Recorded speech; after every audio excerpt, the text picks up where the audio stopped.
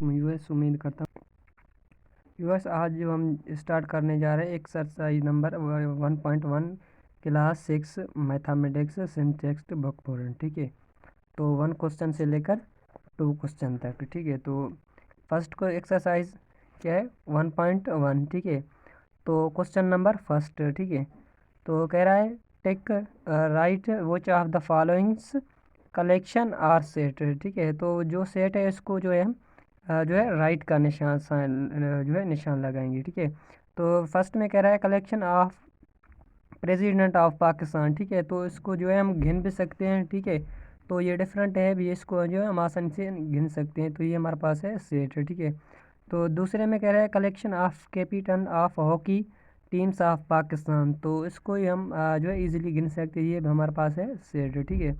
तो तीसरे में कह रहा है कलेक्शन ऑफ डिशेज, ठीक है। तो डिशेज की जो है वो सेट नहीं है, ठीक है। तो इसको जो है हम गिन नहीं सकती है, ठीक है। तो ये हमारे पास सेट नहीं है, ठीक है। तो कह रहा है collection of intelligents students in your class, ठीक है। तो इसको भी हम गिन नहीं सकते, तो ये भी हमारे पास सेट नहीं है, ठीक है। तो क्या 5 क्वेश्चन में कह रहा है collection of greater than numbers, ठीक है। तो इसका ही सेट नहीं है, क्यों नहीं है देखें।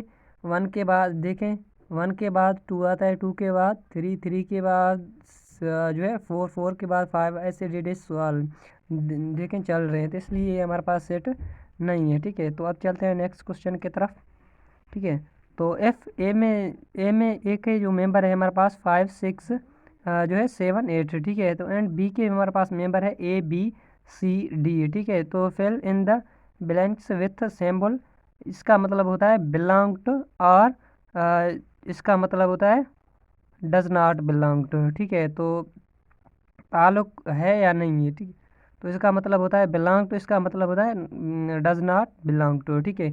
तो देखें ए बिलोंग तो कर रहा है, देखें ए में 5 मौजूद है, ठीक है। तो इसमें ए में 5 है, तो ये कह रहा है हमारे पास बिलोंग कर रहा है, तो इसको हम कौन सा साइन देंगे, बिलोंग टू, ठीक है। तो ए में 5 है, ठीक है। तो ए में देखें ए में 9 है नहीं है, तो इसको हम क्या लिखेंगे डज नॉट बिलोंग टू, ठीक है। तो क्या लिखेंगे डज नॉट बिलोंग टू, ठीक है। तो अब देखें ए में एम है, देखें ए में एम है नहीं है, तो हम लिखेंगे डज नॉट बिलोंग टू, ठीक है। तो देखें बी में सी है, तो आप देखें बी में सी है तो हम यह कहाँ लिखेंगे बिलोंग टू, ठीक है।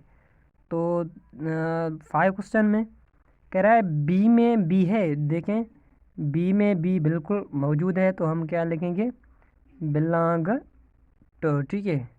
तो देखें बी में 7 मौजूद है, ठीक है। तो बी में 7 मौजूद है, तो हम यहाँ क्या लिखेंगे बिलोंग टू, ठीक है।